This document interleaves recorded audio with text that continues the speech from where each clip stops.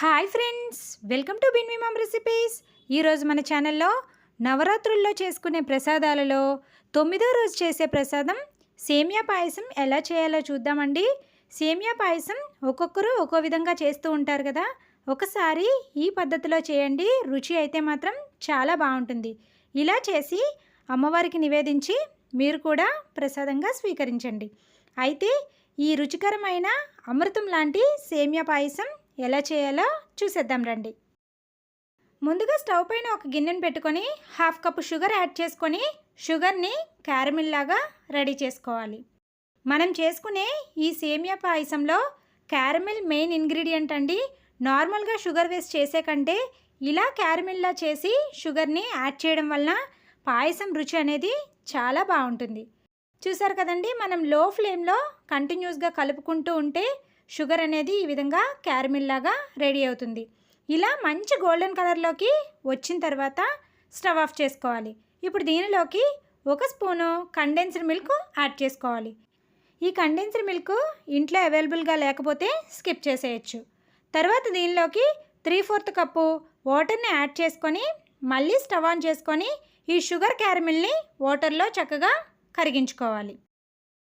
చూసారు కదండి, మనం లో ఫ్లేమ్లో కరిగించుకుంటే షుగర్ క్యారమిల్ చక్కగా ఈ విధంగా కరుగుతుంది. దీనిని 1 నిమిషం కుక్ చేసుకుంటే ఈ విధంగా థిక్గా అవుతుంది. అప్పుడు స్టవ్ ఆఫ్ చేసుకొని పక్కన పెట్టుకోవాలి. ఇప్పుడు స్టవ్ పైన మరొక ప్యాన్ని పెట్టుకొని 2 స్పూన్ల నెయ్యిని యాడ్ చేసుకోవాలి. నెయ్యి కాస్త కరిగిన తర్వాత దీనిలోకి కొన్ని జీడిపప్పు అలాగే ఎండు ద్రాక్ష వేసుకొని వేయించుకోవాలి. ఈ డ్రై ఫ్రూట్స్ చక్కగా ఫ్రై అయిన తర్వాత వీటిని ఒక బౌల్లోకి తీసుకొని పక్కన పెట్టుకోవాలి. ఇప్పుడు అదే ప్యాన్లోకి 1/2 కప్పు సేమియాని యాడ్ చేసుకొని లో ఫ్లేమ్లో ఫ్రై చేసుకోవాలి. 1/2 కప్పు సేమియాకి 1/2 కప్పు షుగర్ అయితే చక్కగా సరిపోతుందండి. స్వీట్ ఎక్కువగా తినే వాళ్ళైతే 3/4 కప్పు షుగర్ని యాడ్ చేసుకోవచ్చు. చూసారు కదండి, సేమియా ఈ విధంగా కాస్త కలర్ చేంజ్ అయిన తర్వాత దీనిలోకి 1 కప్పు చిక్కటి పాలను యాడ్ చేసుకోవాలి. అలాగే 1/2 కప్పు వాటర్ని కూడా యాడ్ చేసుకోవాలి. ఈ విధంగా వేసుకున్న తర్వాత సేమియా మొత్తాన్ని కూడా చక్కగా కలుపుకోవాలి. మనం చేసుకునే సేమియా మరింత రుచిగా రావడం కోసం 1/2 కప్పు నానబెట్టుకున్న సగ్గుబియ్యం కూడా యాడ్ చేసుకోవాలి. ఈ సగ్గుబియ్యాన్ని నేను 15 మినిట్స్ బిఫోర్ నానబెట్టానండి. ఇలా నానబెట్టిన సగ్గుబియ్యం కూడా వేసుకొని ఈ పాలను ఒక పొంగు వచ్చిన వరకు కూడా మరిగించుకోవాలి. ఇలా మరిగిన తర్వాత లో ఫ్లేమ్లో పెట్టుకొని 5 మినిట్స్ కుక్ చేసుకుంటే మనకి సేమియా అనేది పర్ఫెక్ట్గా కుక్ అయిపోతుంది. చూసారు కదండి, ఒక 5 మినిట్స్ అయితే పాలు కూడా ఈ విధంగా కొద్దిగా దగ్గర పడతాయి. అలాగే ఒక సేమియాని మనం పట్టుకొని వీడియోలో చూపించినట్టుగా ఇలా కట్ చేస్తే చక్కగా మధ్యలోకి విరిగినట్లయితే మనకి సేమియా చక్కగా కుక్ అయినట్టే. ఇప్పుడు దీనిలోకి మనం ముందుగా రెడీ చేసుకున్న షుగర్ క్యారమిల్ని యాడ్ చేసుకోవాలి. చెప్పాను కదండి, మనం చేసుకునే ఈ పాయసంలో మెయిన్ అయితే షుగర్ క్యారమిల్లే అండి. షుగర్ క్యారమిల్ చేసి వేయడం వలన సేమియా పాయసం రుచి అయితే మాత్రం ఖచ్చితంగా మారుతుందండి. ఎప్పుడైనా ట్రై చేయకపోతే ఇలా ఒక్కసారి ట్రై చేయండి. ఇలా క్యారమిల్ వేసుకున్న తర్వాత అంతా కలిసేలాగా కలుపుకోవాలి.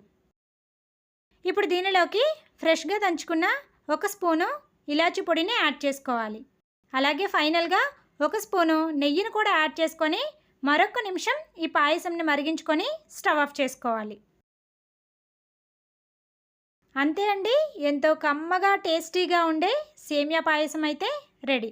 రుచి అయితే మాత్రం నిజంగా చాలా అంటే చాలా బాగుంటుందండి. ఈ కన్సిస్టెన్సీలో ఉన్నప్పుడే స్టవ్ ఆఫ్ చేసుకోవాలి. ఇలా అయితే ఎంతసేపు అయినా సరే పాయసం అనేది చిక్కబడకుండా ఉంటుంది. ఫైనల్గా దీనిలోకి మనం ఫ్రై చేసుకున్న డ్రై ఫ్రూట్స్ కూడా యాడ్ చేసుకొని సర్వ్ చేసేసుకోవడమే. అంతే అండి, ఎంతో టేస్టీగా ఉండే సేమియా పాయసం ప్రసాదం రెడీ. ఎప్పుడైనా ఒకసారి ఈ ప్రాసెస్లో ట్రై చేయండి.